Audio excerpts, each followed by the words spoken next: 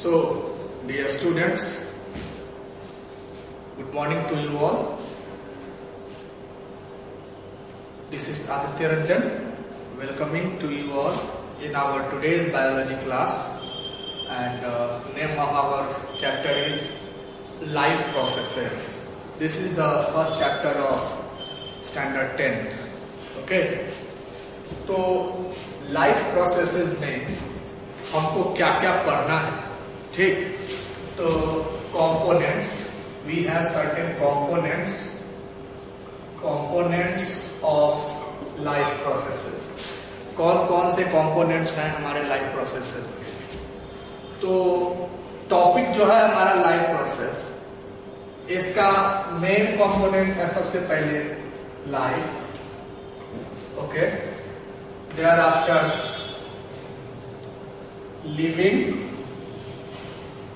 living things, and after all third one is life processes. सबसे पहला life क्या है, ठीक? तो हम लाइफ को समझेंगे सिर्फ इस हिसाब से कि life is nothing but certain due course of time provided by nature to all living organisms, during which after taking birth, just before or till death, the living organism could be able to survive on this earth planet. ठीक है, ये life हो गया. मतलब जीवन कुछ नहीं है, वह टाइम ड्यूरेशन है जीवधारियों के द्वारा जो कुदरती तौर पर उसे प्रदान किया गया है.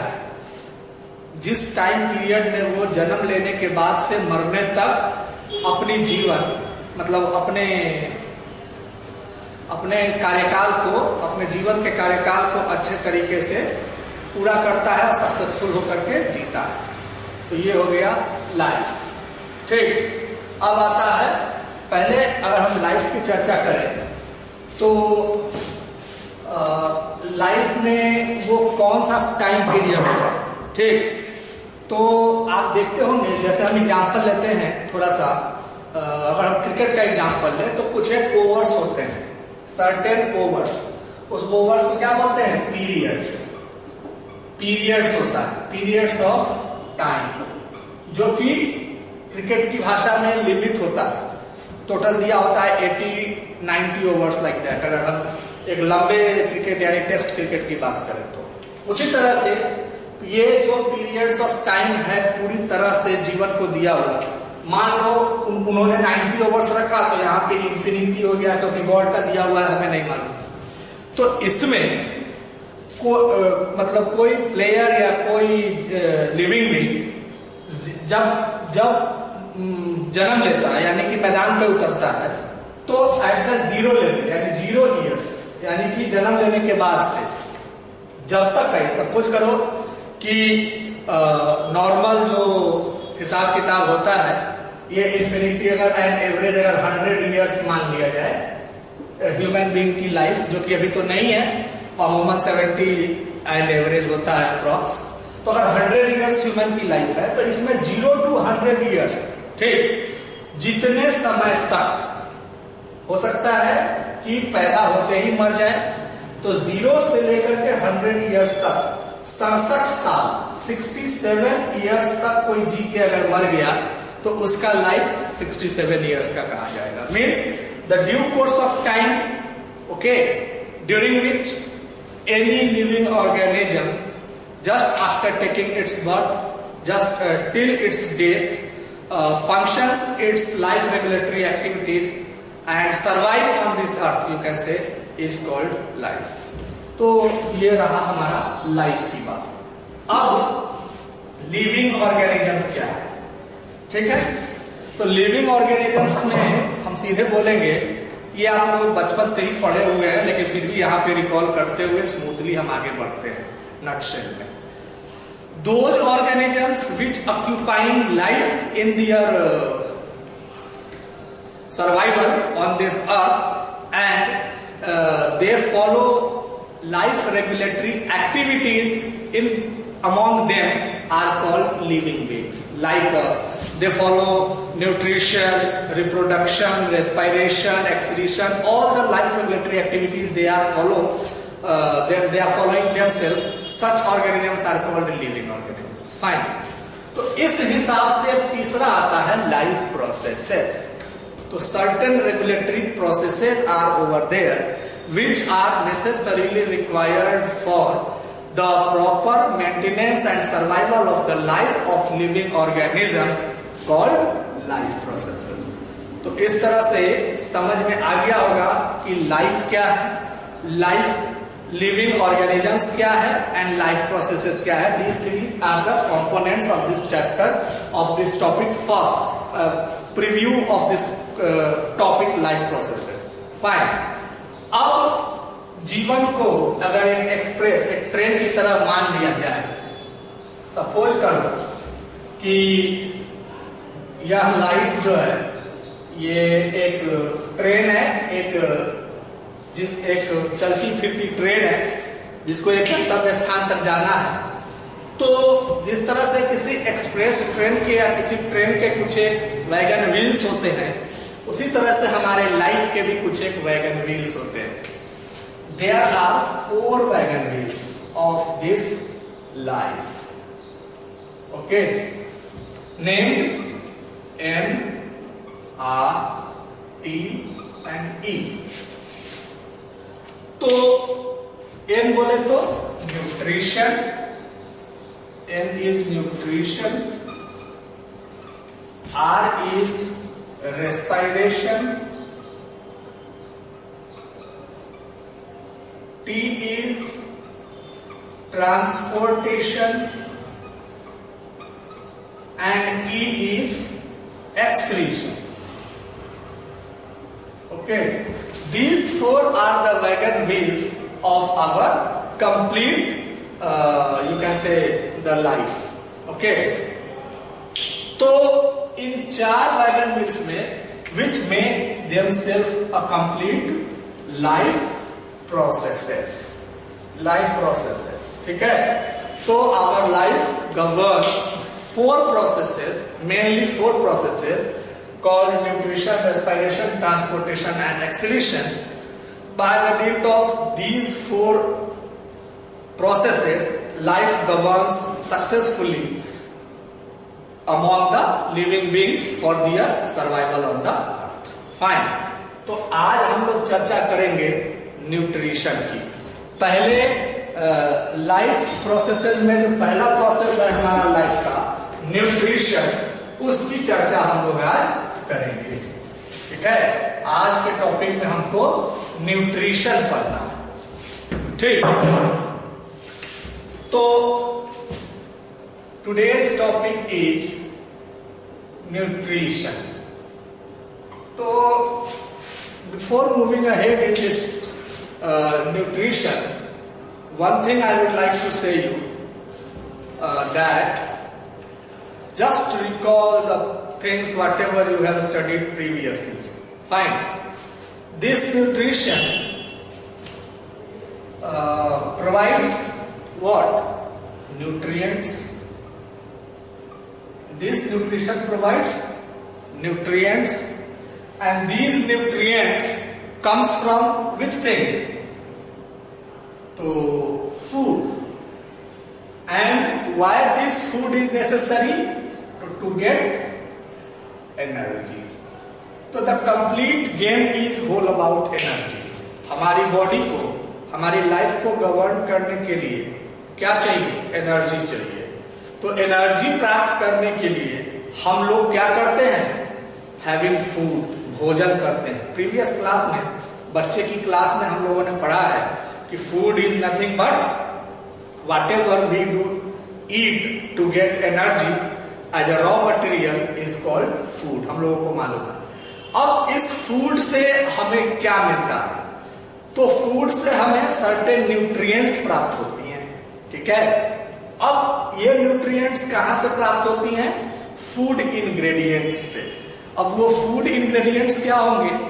भोजन के तौर पर जो कुछ भी हम खाते हैं, जैसे एक कंप्लीट डिश, कोई डिश हमने ली, है ना, जैसे एक थाली ली हमने, तो उस थाली में जो भी चीजें हमको मिलेंगी like rice, pulse, chapatis, curd, sweets, जो भी चीजें, हर चीज उस कंप्लीट डिश या उस पूरा का पूरा फूड का एक एक पार्ट फूड इंग्रेडिएंट कहा जाएगा, और वो हर एक इंग्रेडिएंट हमें प्रॉपर न्यूट्रिएंट सप्लाई करेगा। सपोज करिए अगर हम राइस की बात करें, तो राइस फूड का वो फूड इंग्रेडिएंट है जिससे हमें क्या मिलेगा, कार्बोहाइड्रेट मिलेगा। If we are talking about pulse, pulse से हमें प्रोटीन्स मिलेंगे। If we are talking about vegetables, उससे हमें रफेजेस मिलेंगे, ठीक है। तो इस तरीके, if we are talking about certain oils, oil seeds, उससे हमें फैट्स वगैरह मिलेंगे। तो ये जो चीजें हैं, ये न्यूट्रिएंट्स, अब ये न्यूट्रिएंट्स क्या होते हैं, तो mainly there are 5 kinds of nutrients. Number 1 is carbohydrate, number 2 protein, fats, vitamins and roughages. Fine. अब ये जो न्यूट्रिएंट्स है, तो इस न्यूट्रिएंट्स की प्राप्ति का जो कंप्लीट प्रोसेस होता है वो न्यूट्रिशन होता है। तो by this phenomenon what could be able to conclude, तो we could be able to conclude that nutrition is that natural process related to our life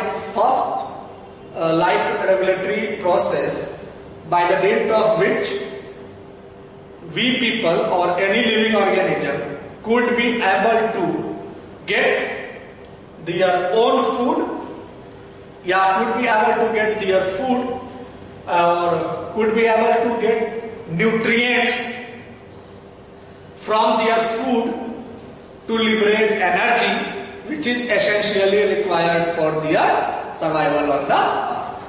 मतलब न्यूट्रिशन यानी हिंदी में कहें तो पोषण, ये वह प्रोसेस है जिसके माध्यम से कोई भी जीवधारी यानी लिविंग बीइंग अपने न्यूट्रिटिव एलिमेंट्स यानी न्यूट्रिएंट्स को, like carbohydrate, protein, fats, vitamins वगैरह वगैरह, इन चीजों को प्राप्त करता है। कहां से? अपने भोजन से, अपने फूड के माध्यम से, जो कि फाइनली एनर्जी लिबरेशन में मदद करता है, और उनसे जिनसे उनको एनर्जी प्राप्त होती है जीवन में अपने सारे कार्य को पूरा करने के लिए। This is called nutrition. तो न्यूट्रिशन की डेफिनेशन हो गई। अब ये न्यूट्रिशन कितने प्रकार का होता है? फाइन। तो nutrition is of 2 kinds, autotrophic and another one is heterotrophic। Number 1 is autotrophic and number 2 is heterotrophic। तो ये ऑटोट्रॉफिक न्यूट्रिशन का क्या मतलब होता है? ऑटो का मतलब होता है सेल्फ, एंड ट्रॉफिक का मतलब होता है मेकिंग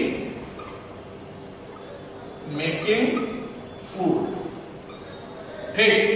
तो those living organisms which are able to make their food themselves are known as autotrophic nutrition, यानी the process of nutrition of those organisms are called autotrophic nutrition.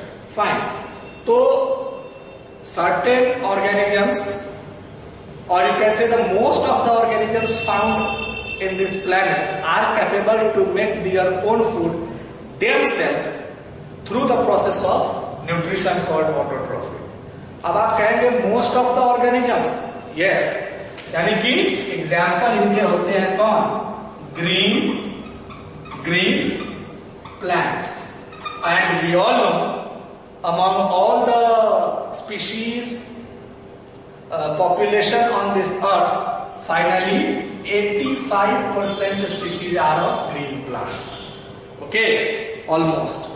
तो or you can say 80%।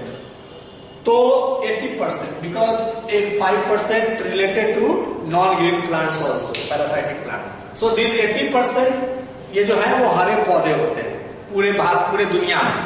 पौधों का संसार सबसे बड़ा होता है, उनकी प्रजाति सबसे बड़ी है, तो ये ऑटोट्रॉफिक होते हैं, फूड बनाते हैं।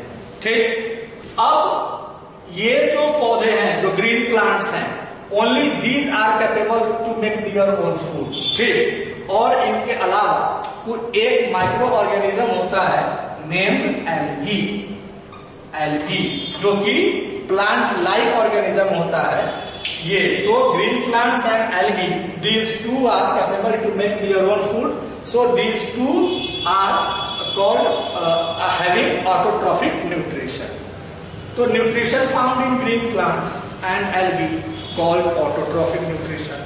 अब जिन जिन में ये ऑटोट्रॉफिक न्यूट्रिशन पाया गया है, the organisms in which autotrophic nutrition is found, वो ऑर्गेनिज्म जिसमें ऑटोट्रॉफिक न्यूट्रिशन पाया जाता है, उनको हम क्या बोलते हैं? उनको बोलते हैं ऑटोट्रॉफ, ऑटोट्रॉफ। तो ऑटोट्रॉफ्स में आ गया green plants and algae, green plants and algae, ये दो आ गए ऑटोट्रॉफ्स के रूप में।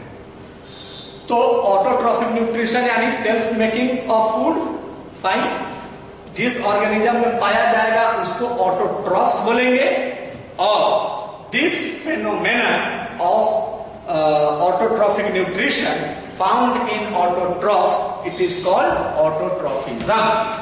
This is called autotrophism. So this is called autotrophism. तो इस तरीके से आपने न्यूट्रिशन की शुरुआत में ऑटोट्रॉफ क्या होते हैं, ऑटोट्रॉफिक न्यूट्रिशन क्या होता है और ऑटोट्रॉफिज्म क्या होता है ये जाना। In the same way simultaneously अगर हम हेटेरोट्रॉफिक की बात करें तो हेटेरो का मतलब है depend to make their food, depends for their food to others, on others, ठीक, या uncapable to make their own food. ठीक, तो हेटेरो का मतलब है कि फूड के लिए डिपेंडेंट होना किसी दूसरे स्पीशीज पे, और ट्रॉफिक का मतलब तो समझ में आएगा कि uncapable to make their food या unable to make their food. तो ये हेटेरोट्रॉफिक में आते हैं ग्रीन प्लांट्स और एल्गी के अलावे जितने हुए सारे के सारे हेटेरोट्रॉफिक में आते हैं। दोज आर कॉल्ड हेटेरोट्रॉफ्स, और यह प्रोसेस इज कॉल्ड हेटेरोट्रॉफिज्म। तो हेटेरोट्रॉफिक न्यूट्रिशन में कौन कौन आते हैं? तो इसमें 3 आते हैं। ठीक, इसमें आते हैं आपको होलोजोइक, दूसरा होता है saprophytic,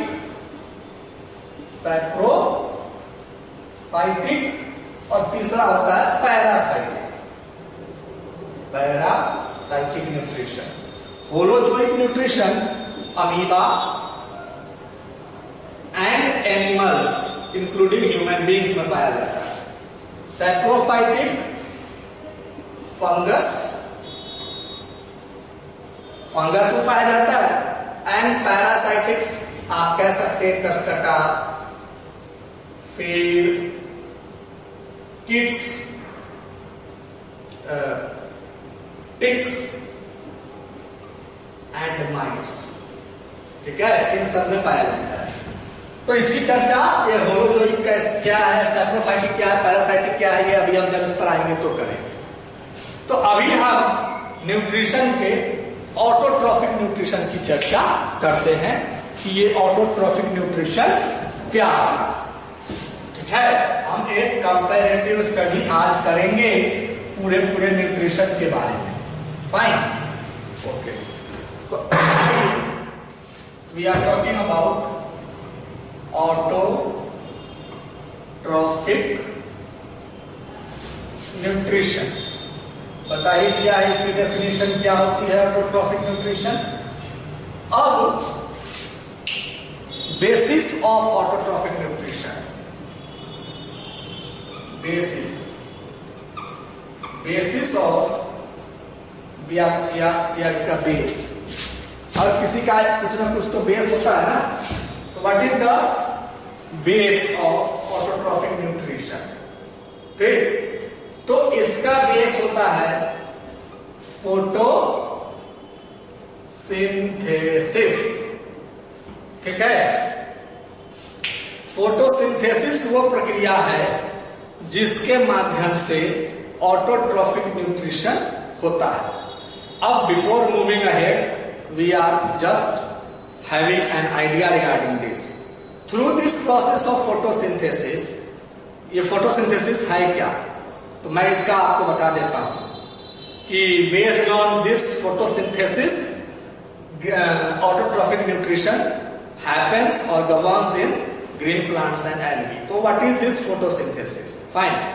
So photosynthesis is nothing but that kind of natural phenomenon, okay, which occurs in green plants and algae, during which these green plants and algae make their own food by taking carbon dioxide from atmosphere and water molecules from soil in the presence of sunlight with the help of, or you can say by the dint of chlorophyll.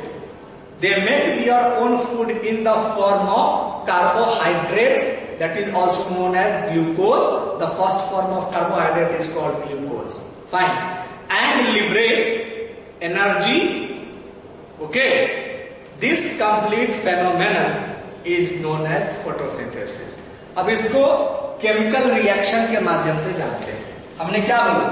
Green plants, the process by which, the natural process by which green plants make by taking carbon dioxide, यानी कि ये है carbon dioxide molecule, by taking carbon dioxide from atmosphere and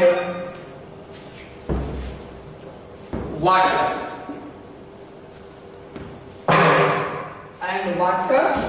from soil in the presence of sunlight. sunlight की presence में ही होता है, in the presence of sunlight and by the dint of, with the help of chlorophyll. Chlorophyll make their own food in the form of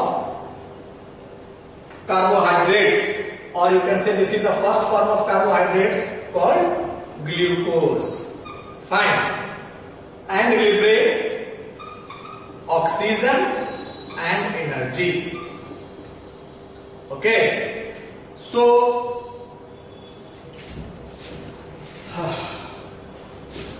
this is called, see, reaction is balanced, C6H12 कितने हैं hydrogen, 12H।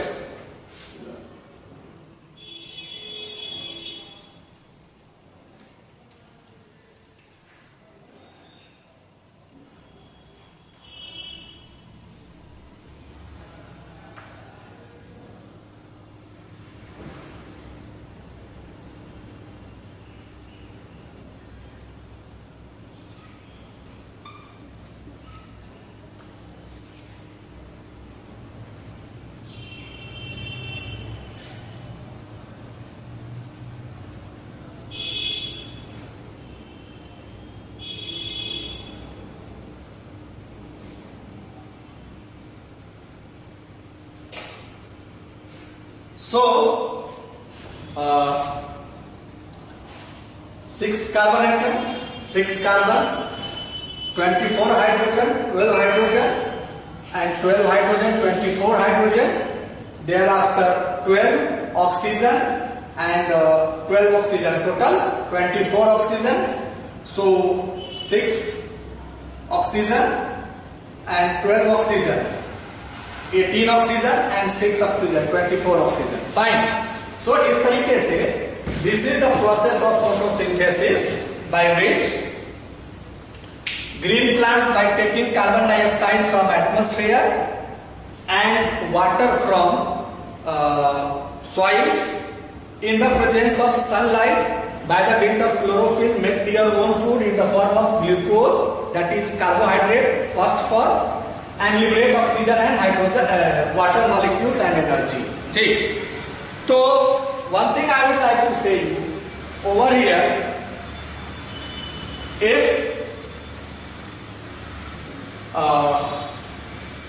if we will write over here only 6 H2O molecules, because initially ये जो जल का जो हमारा molecule है, water का मॉलिक्यूल, ये इस रिएक्शन में 6 molecules of water he involve होता है रिएक्शन बैलेंस करने के ख्याल से. बट अब ये इतना माइन्यूट लेवल की बात है कि इसको अगर आप 6 H2O यहाँ पे लिखेंगे, अगर थोड़ा कम हो गया तो इसके लिए 6 के फ्रेगरेंस में इसको जो है 6 के फ्रेगमेंट में इसको हम लेते हैं, तो 12 H2O किया तो 6 H2O molecules involve and 6 remaining just इधर प्रोडक्ट में आ गया. फाइन. तो ये रहा हमारा फोटोसिंथेसिस का केमिकल रिएक्शन. ठीक. अब जो ये ग्लूकोज बनाता है, अब जो ये ग्लूकोज मॉलिक्यूल बनाता है, ये कार्बोहाइड्रेट का पहला फॉर्म है.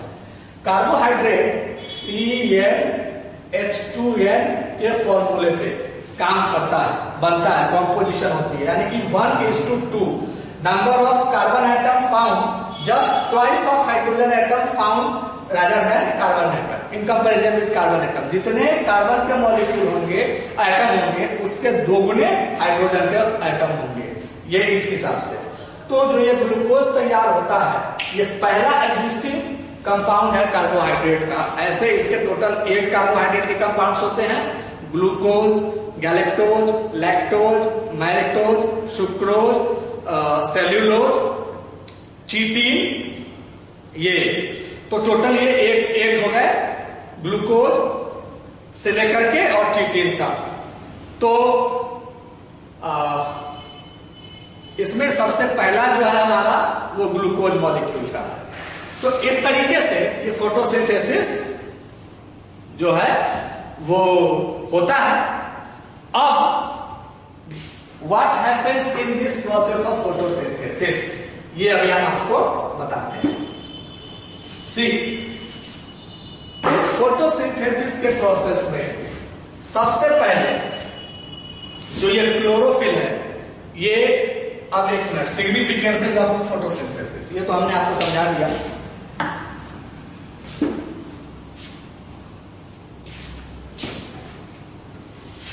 अब आता है सिग्निफिकेंस.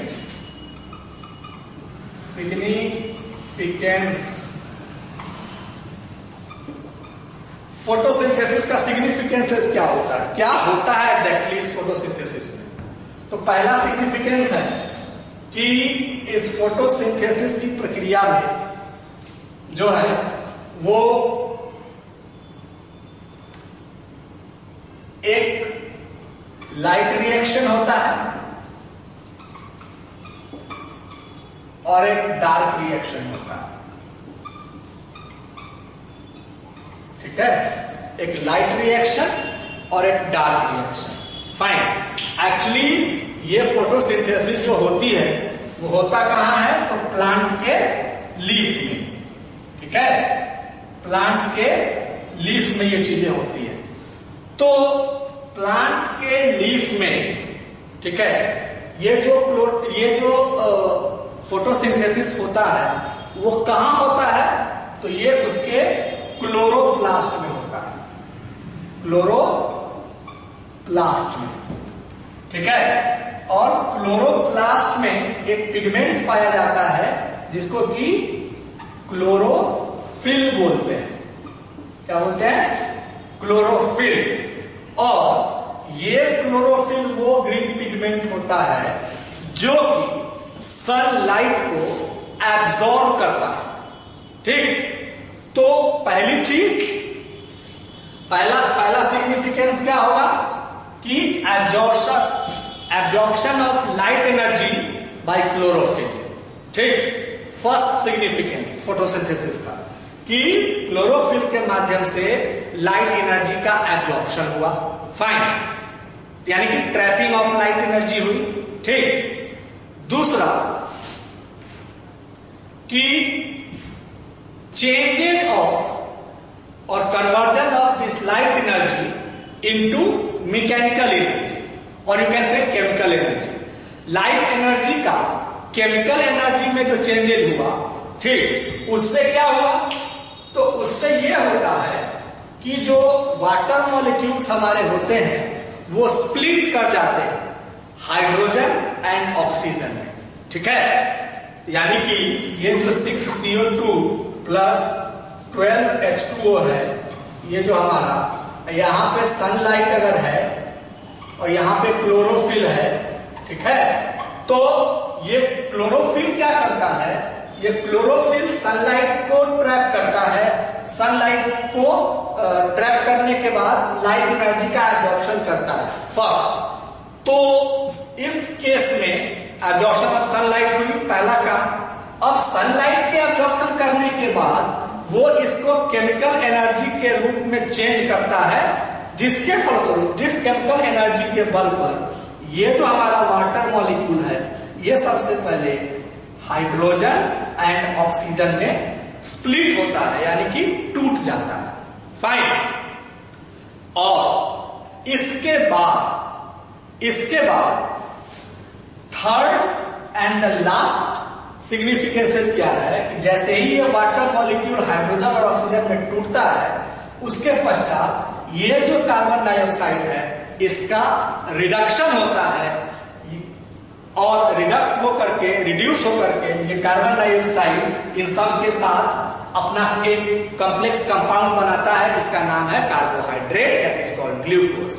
तो ये तीन होते हैं मेन सिग्निफिकेंसेस, जिसमें जो हमारा लाइट रिएक्शन है उस लाइट रिएक्शन में सिर्फ और सिर्फ absorption of sunlight and changes of sunlight और light energy into chemical energy and splitting of water molecule into hydrogen and oxygen, ये काम होता है लाइट रिएक्शन का। ठीक, लाइट रिएक्शन में तीन में से दो कार्य होते हैं। पहला कि जो लाइट एनर्जी है वो एब्जॉर्ब होती है क्लोरोफिल के द्वारा। दूसरा, ये लाइट एनर्जी केमिकल एनर्जी के रूप में चेंज होती है और वाटर को हाइड्रोजन और ऑक्सीजन में स्प्लिट करती है। बस। अब डार्क रिएक्शन, जहां पर एक काम होता है और वो है कार्बन डाइऑक्साइड का रिडक्शन। फाइन। और फाइनली कार्बोहाइड्रेट बनता है। अब एक चीज आपको हम ये बता दें कि ये होता कैसे है, थ्रू डायग्रामेटिक रिप्रेजेंटेशन। ठीक है। सपोज करिए कि this is our leaf.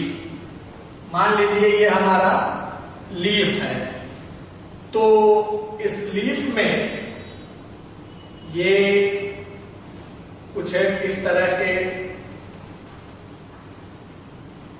Structure हो गए। ये अगर लीफ हो गया मान लीजिए, तो इसमें ये जो बीच वाला पोर्शन है ये मिडरीब हो गया, मिडरीब लीफ का। ये पोर्शन जो हो गया ये लमेना,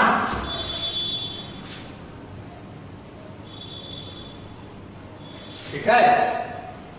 और इधर जो है ये हो गया, ये वीन्स हो गई, लीफ की वीन।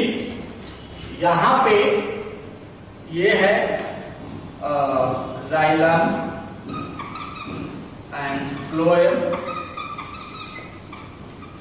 Vascular bundle. फाइन। और ये रहा हमारा क्लोरोप्लास्ट।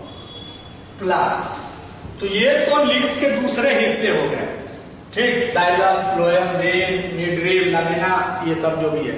बट जो ये रिएक्शन होता है, जो ये फोटोसिंथेसिस होती है, वो यहां होती है इस क्लोरोप्लास्ट में।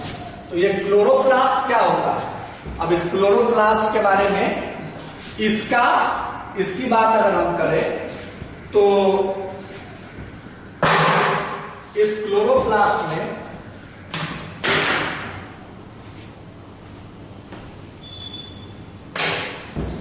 ये जो है कुछ एक इस तरह से होता है स्ट्रक्चर, ठीक है, ऐसे ऐसे ऐसे ऐसे ऐसे स्ट्रक्चर आता है, जिसमें ये अपर एपिडर्मिस और सबसे नीचे वाला लोअर एपिडर्मिस, ठीक। और इसमें ये कुछ इस तरह के स्ट्रक्चर होते हैं, ठीक है। तो यहां पे इस तरह के कुछ एक गोले गोले टाइप पाए जाते हैं।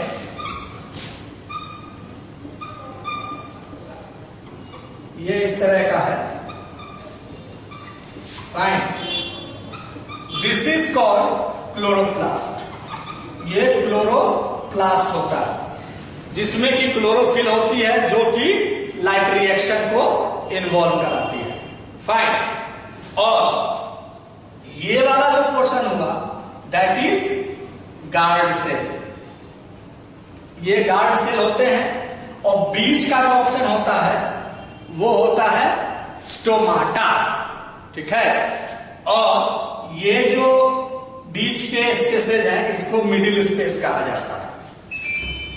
तो इस तरीके से हमको यहां पर क्या क्या समझ में आया, यहां पर हमको ये समझ में आया कि इस फोटोसिंथेसिस के प्रोसेस में जो ये हमारा क्लोरोप्लास्ट की संरचना है, जिसमें क्लोरोफिल के माध्यम से ये लाइट रिएक्शन और डार्क रिएक्शन होते हैं और फूड बनता है, वो लाइट रिएक्शन कैसे टेक्स प्लेस होते हैं, डार्क रिएक्शन कैसे टेक्स प्लेस होते हैं, आइए अब उसको जानें। तो सपोज करिए कि this is our chloroplast, fine. तो इस क्लोरोप्लास्ट में, ठीक है, इसको अगर थोड़ा ऐसे कर दें, फिर ऐसे कर दें, फिर ऐसे कर दें, फिर ऐसे ऐसे ऐसे ऐसे कर दें, तो ये जो है ये वाला पोर्शन, ठीक, दिस इज कॉल्ड क्लोरोप्लास्ट। ये जो है ये है गार्ड सेल, और ये जो बीच वाला पोर्शन है ये है स्टोमाटा, फाइन। तो क्या होता है कि ये जो स्टोमाटा होते हैं, ये छोटे छोटे टाइनी पोर्स होते हैं, छोटे छोटे छिद्र टाइप के होते हैं, छेद टाइप के होते हैं, जो कि गार्ड सेल के द्वारा सराउंडेड होते हैं, ठीक। और ये जो गार्ड सेल होते हैं वो opening and closing of this stomatal pore के लिए रिस्पॉन्सिबल होते हैं। गार्ड सेल का काम होता है ओपन करना, क्लोज करना, किसको, इस स्टोमेटल पोर को, ठीक। और ये जो स्टोमाटा है, ये जो स्टोमाटा है वो क्या करता है, तो वो गैसियस एक्सचेंज का काम करता है, और वाटर मॉलिक्यूल के ट्रांसपीरेशन का काम करता है, यानी कि फोटोलिसिस ऑफ वाटर का काम करता है फ्रॉम द प्लांट, फाइन। तो ये स्टोमाटा का काम हो गया। अब बात आती है इस स्टोमाटा की, ठीक। तो इसमें स्टोमाटा को तो आपने समझ लिया। अब आती है बात लाइट रिएक्शन की। लाइट रिएक्शन में दो पार्ट्स होते हैं, एक ग्राना और दूसरा स्ट्रोमा।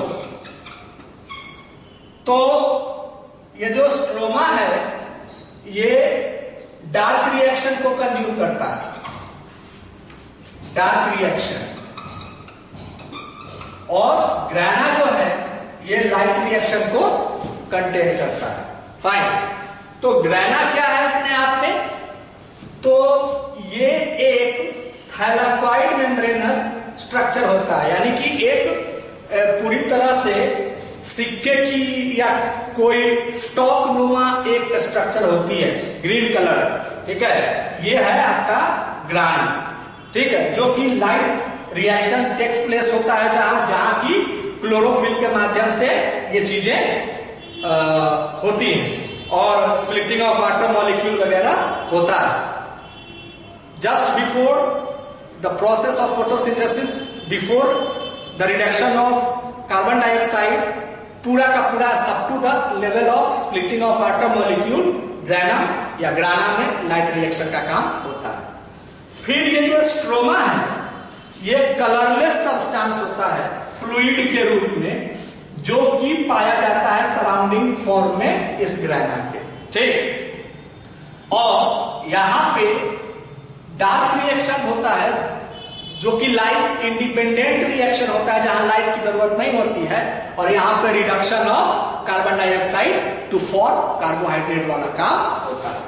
तो इस तरीके से हमारा ऑटोट्रॉफिक न्यूट्रिशन खत्म हुआ। ऑटोट्रॉफिक न्यूट्रिशन में ये जो क्लोरोप्लास्ट है, ये जो गार्ड सेल है, और ये जो स्टोमाटा है, ग्राना है, स्ट्रोमा है, इन सबको एक बार फिर से समझते हैं।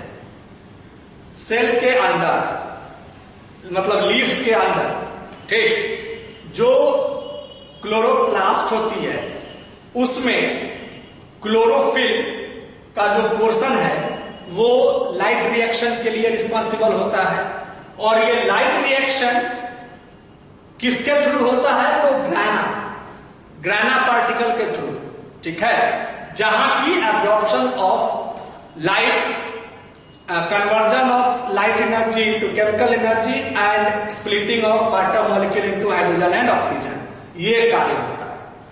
जस्ट उसी ग्रैनम के सराउंडिंग्स कलरलेस सब्सटेंस पाए जाते हैं फ्लूइड के रूप में, जिसको स्ट्रोमा कहा जाता है। वहां लाइट नहीं पहुंचती है, वहां लाइट एनर्जी नहीं पहुंचती है, नहीं होती है, और वहां पे next process just after splitting of hydrogen and water molecule, the reduction of carbon dioxide होता है, and finally the food material in the form of carbohydrate तैयार होता है बनके। स्टोमाटा क्या है? Small tiny pores which are found on the leaf surface, ठीक। ये टाइनी पोर जो है ये gaseous exchange and transpiration of water molecule के लिए होता है। अब आई बात गार्ड सेल की, तो guard cell opening and closing of this stomatal pore के लिए रिस्पॉन्सिबल होता है। तो what happens when the opening of stomata occurs and when the closing of stomata occurs? तो when the guard cells governs the opening of stomata, that time ये जो guard cell है वो श्रिंक हो जाता है, ठीक है। तो स्टोमेटल ओपनिंग में गार्ड सेल जो है वो क्या हो जाता है?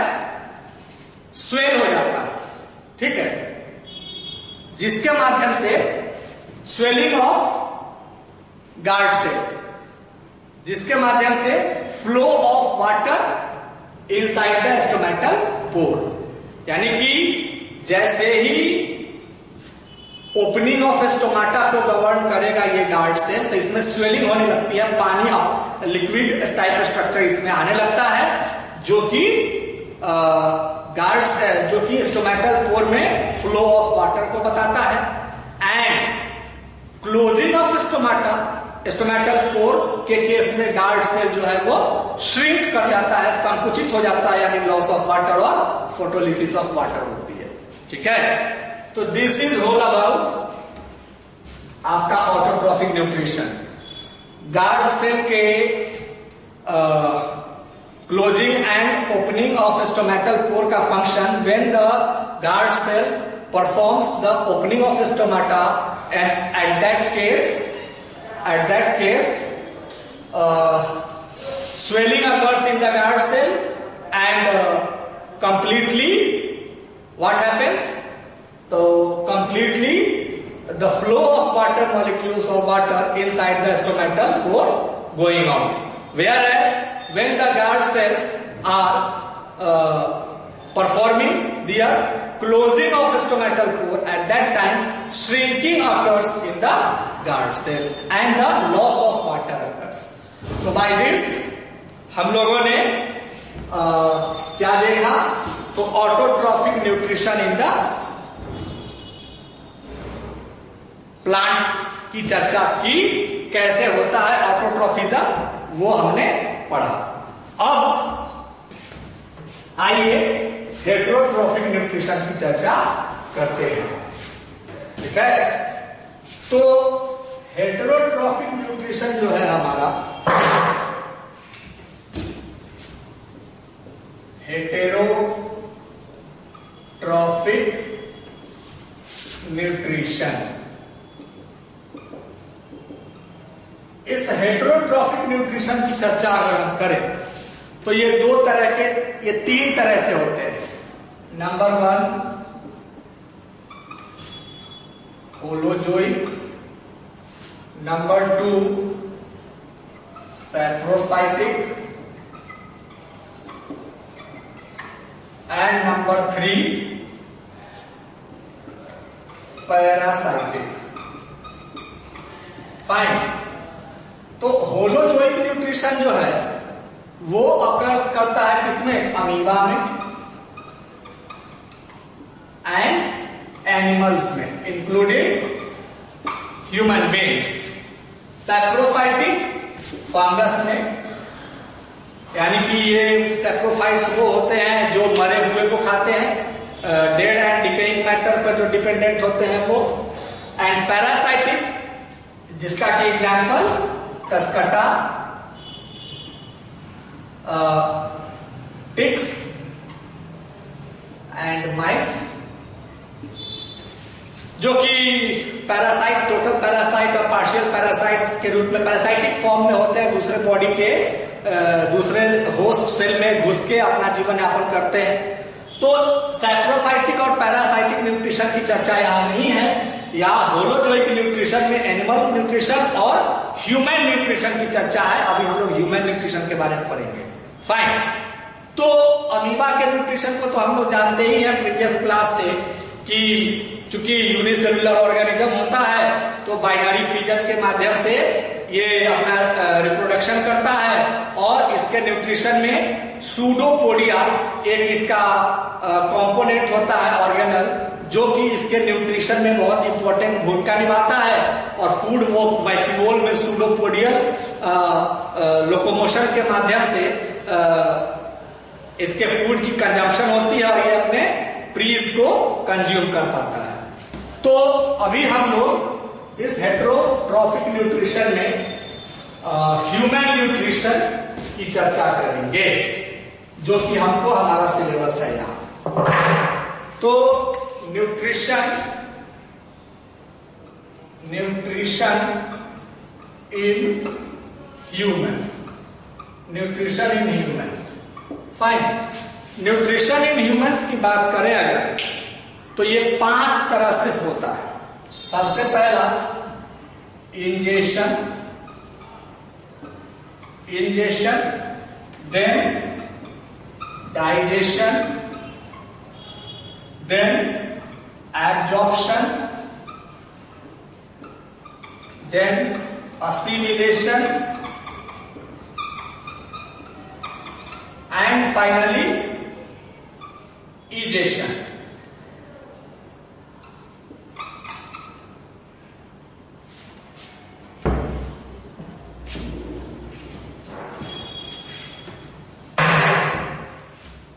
Finally egestion. तो इस इंजेशन से लेके इजेशन तक के प्रोसेस में, इजेशन का मतलब होता है एक्सक्रीशन यानी उत्सर्जन, एसिमिलेशन का मतलब होता है कि एनर्जी मिलने के बाद उसका हमारे बॉडी में, हमारे ब्लड में मिल जाना, उसकी उपयोगिता हो जाना। और एब्जॉर्प्शन का मतलब है कि जो एनर्जी लिबरेट हुई है उसको अब्जॉर्ब करना, स्टोर करना। तो अब्जॉर्प्शन, असिमिलेशन और इजेशन की चर्चा यहां नहीं होगी। यहां हम मेनली इंजेशन एंड डाइजेशन की चर्चा करेंगे इन this part of human nutrition. ठीक है, तो इंजेशन की बात अगर हम करते हैं while we are having food, ठीक है, that time anything in the form of food as a raw material we are having inside our mouth, that is called ingestion. And this process, just after having this food inside our mouth by followed by eating, cutting, biting, chewing by our teeth and swallowing by our saliva secreted by the salivary glands, which are found just inside our cheeks and just at the lower of our mouth, lower part of our mouth. Finally, at that part up to which the food is being to be inhaled, that time the process is called ingestion. मतलब भोजन को लेकर के मुंह में रखने के बाद तक सलाइवा के द्वारा उसको सैलोइंग के बाद उसकी अच्छे से कुटाई पिसाई वगैरह जो दांतों के द्वारा होती है, उसके बाद हलक में उतारने से पहले तक की जो प्रक्रिया है, जो प्रोसेस है, वो इंजेशन होती है। फिर क्या होता है, वो होता है डाइजेशन। तो ये डाइजेशन किसके थ्रू होता है, तो डाइजेस्टिव सिस्टम के थ्रू होता है। तो let us know about our digestive system. Okay, तो डाइजेस्टिव सिस्टम की चर्चा अगर हम करें तो सपोज करिए ये कुछ इस तरह से होता है।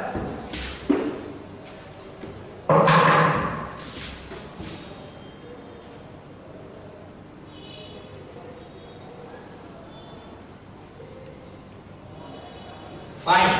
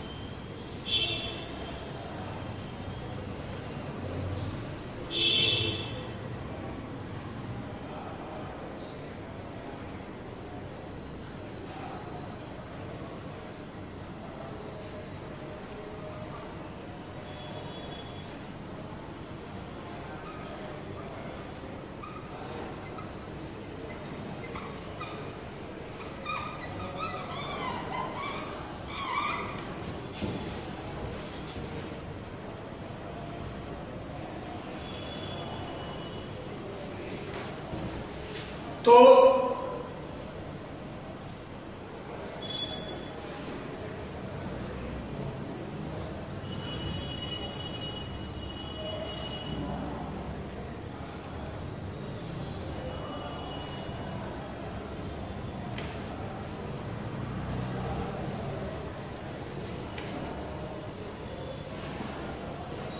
ये कुछ इस तरह से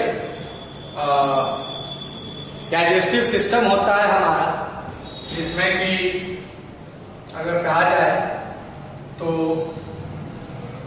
दिस इज टंग हो गया, ये टंग हो गया, ये माउथ, और you can say buccal, cavity.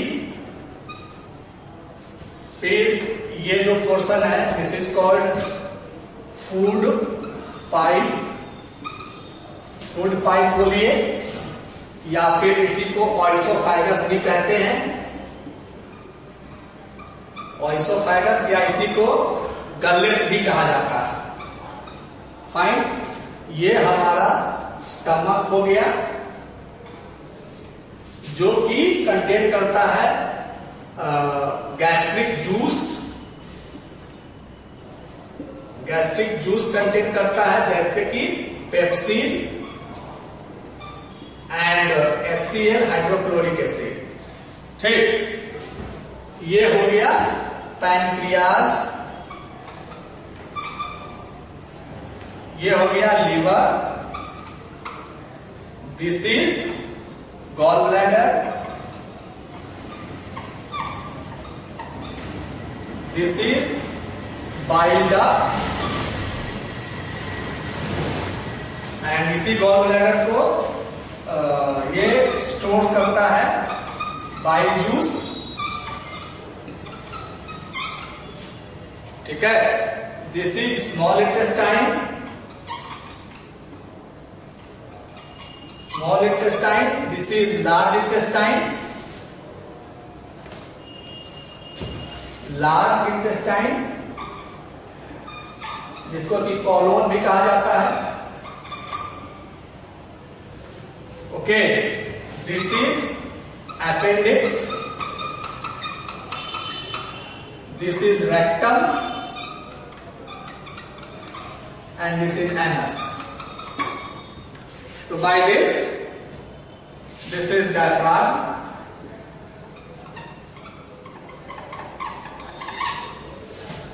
तो by this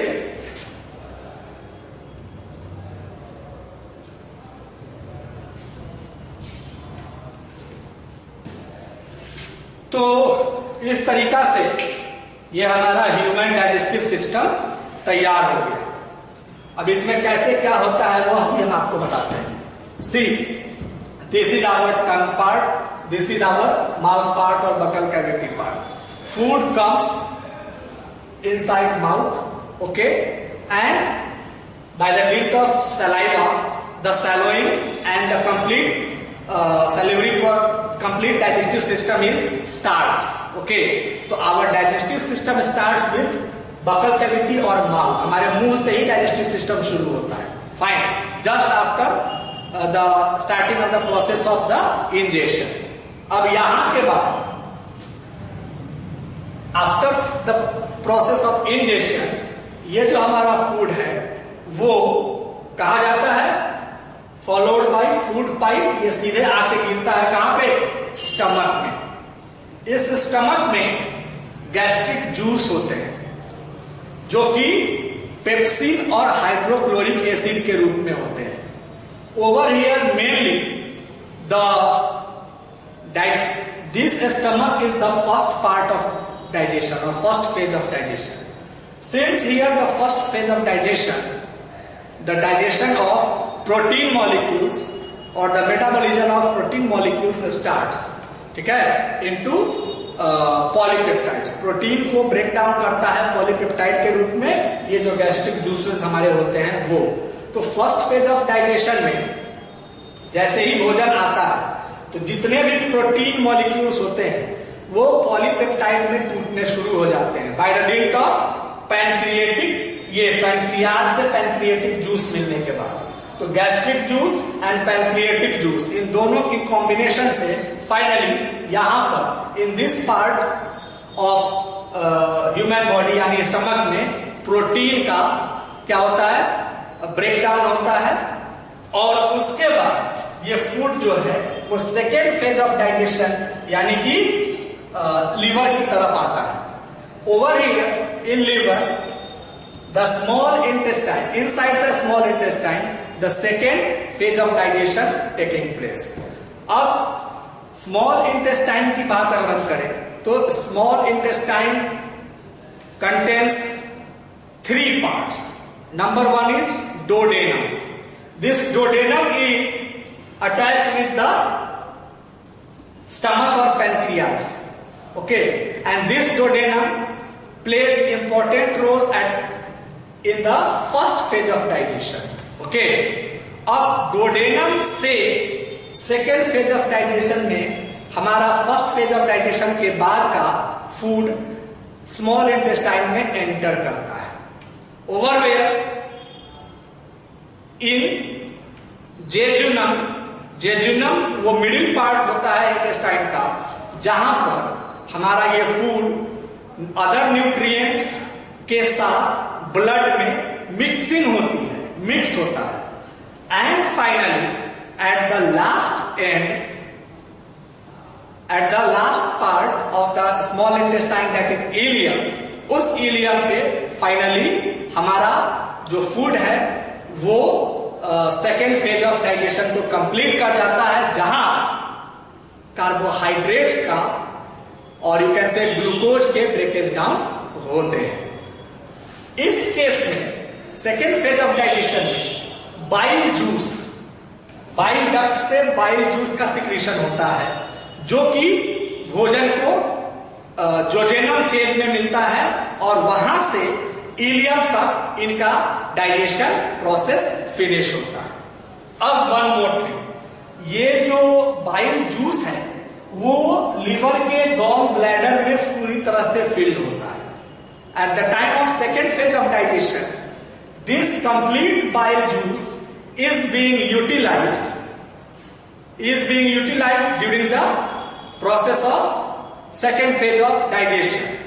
After finishing of this digestion, two kinds of products are being evolved. The number one is, you can say easily, best product, यानी BEST, that is called energy. तो वो जो energy होती है वो इस gall bladder में stored हो जाती है। Fine.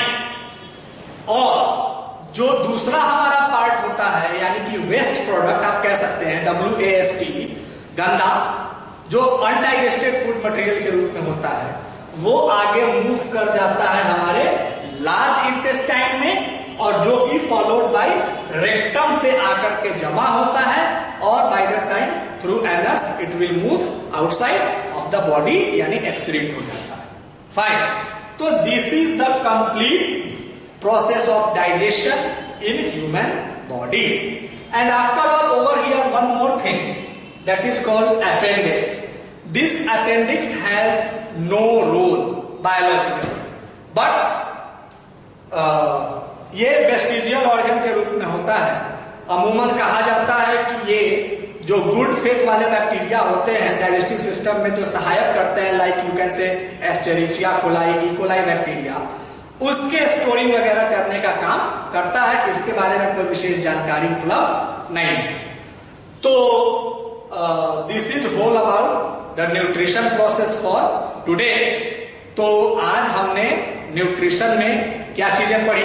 Autotrophic nutrition and heterotrophic nutrition. Autotrophic nutrition कहाँ होता है? तो ग्रीन प्लांट्स में और एल्गी में होता है। ऑटोट्रॉफिक न्यूट्रिशन में क्या क्या चीजें होती हैं? तो फोटोसिंथेसिस के प्रोसेस से ये न्यूट्रिशन गवर्न करता है, जो कि प्लांट लीफ के क्लोरोप्लास्ट से शुरू होता है, जहां की गार्ड सेल, स्टोमाटा और ग्राना और स्ट्रोमा पार्टिकल्स होते हैं। जिस ग्राना पार्टिकल में लाइट रिएक्शन टेक्स प्लेस होता है, यानी absorption of light and its conversion into chemical energy followed by the splitting of water into hydrogen and oxygen होता है।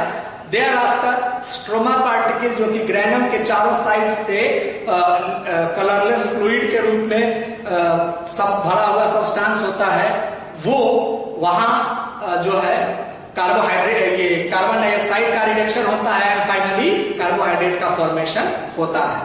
तो एक चीज और बताएंगे, स्टोमा, एक पोर, एक छोटा सा पोर जो कि लीफ सरफेस ऑफ लीफ में पाया जाता है प्लांट के, उसको स्टोमा कहते हैं। और जो बहुत सारे सब लीफ वो जो स्पोर्स होते हैं वो स्टोमाटा कहा जाता है। स्ट्रोमा वहां है जो लाइट इंडिपेंडेंट रिएक्शन को गवर्न करता है और कार्बन डाइऑक्साइड का रिडक्शन करता है। और ये ग्रैना वह पार्ट है जहां लाइट डिपेंडेंट रिएक्शन होती है, यानी एब्जॉर्प्शन ऑफ लाइट होती है और splitting of molecules of water into hydrogen and oxygen, यानी फोटोलिसिस ऑफ वाटर होती है। तो ये चीजें हमने पढ़ी न्यूट्रिशन ऑफ प्लांट यानी ऑटोट्रॉफिक न्यूट्रिशन में। बाकी हेटेरोट्रॉफिक न्यूट्रिशन, ये दो चीजें होती, तीन तरह के होते हैं, होलोजोइक, पैरासाइटिक, सैप्रोफाइटिक। सैप्रोफाइटिक जो मरे हुए जीवों पर डिपेंडेंट होता है, डेड एंड डिकेडेड बॉडी पे। पैरासाइटिक जो कि दूसरों के बॉडी में एज ए होस्ट सेल में एज ए पैरासाइट्स डिपेंड होते हैं और वहां से अपना भोजन प्राप्त करते हैं। तो मेनली होलोजोइक में अमीबा यूनिसेलुलर ऑर्गेनिज्म कैसे सूडोपोडियल स्ट्रक्चर से अपना भोजन कंटेन करता है बता दिया। एंड फाइनली एनिमल्स में ह्यूमन बीइंग्स का ये डाइजेस्टिव सिस्टम जो कि अभी आपको बताया। तो by this our nutrition chapter, our nutrition topic of our life process chapter is being over right now. अब अगले क्लास में हम लोग अगले टॉपिक की चर्चा करेंगे। तो आज की क्लास यहीं पे खत्म होती है। Thank you.